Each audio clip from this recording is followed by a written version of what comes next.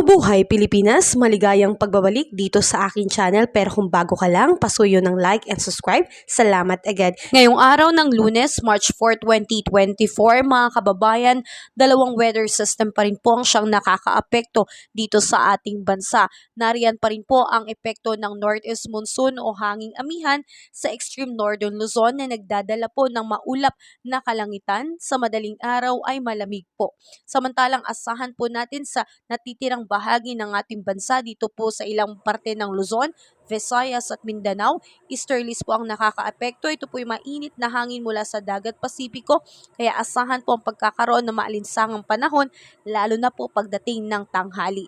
Asahan po natin mga kababayan dito sa Apayao, Cagayan at Isabela ang pagkakaroon po ng cloudy sky with light rains po. Epekto po yan ng northeast monsoon. Wala naman pong significant impact. Samantalang dito sa Batanes at Babuyan Island, magkakaroon ng bahagyang maulap hanggang sa maulap na paparin na meron pong isolated light rains o mahihinang pag-ulan. Dulot pa rin po yan ng northeast monsoon. Wala naman pong significant impact. Pero dito po sa atin sa Metro Manila at ilang natitirang bahagi ng bansa, posible pong magkaroon ng partly cloudy to cloudy sky with isolated rain shower and thunderstorm. Dulot naman po yan ng easterlies. So mainit po ng tanghali pero sa hapon may tsansa po ng pagkakaroon ng pag-ulan or thunderstorm. Easterlies or localized thunderstorm po ang nakakaapekto.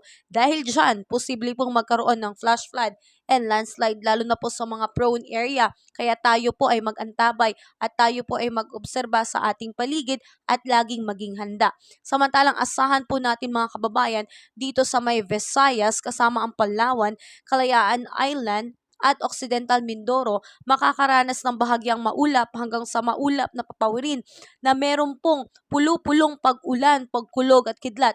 Dulot pa rin po yan ng easterlies or localized thunderstorm. Sa mga lugar na nabanggit ay posible pong magkaroon ng flash flood and landslide, kaya tayo po ay parating mag-ingat. Sa ngayon mga kababayan ay wala pa po tayong bagyong namamataan dito sa ating bansa. Pero kung may papasok man, ang unang bagyo ay tatawagin po nating bagyong Agong.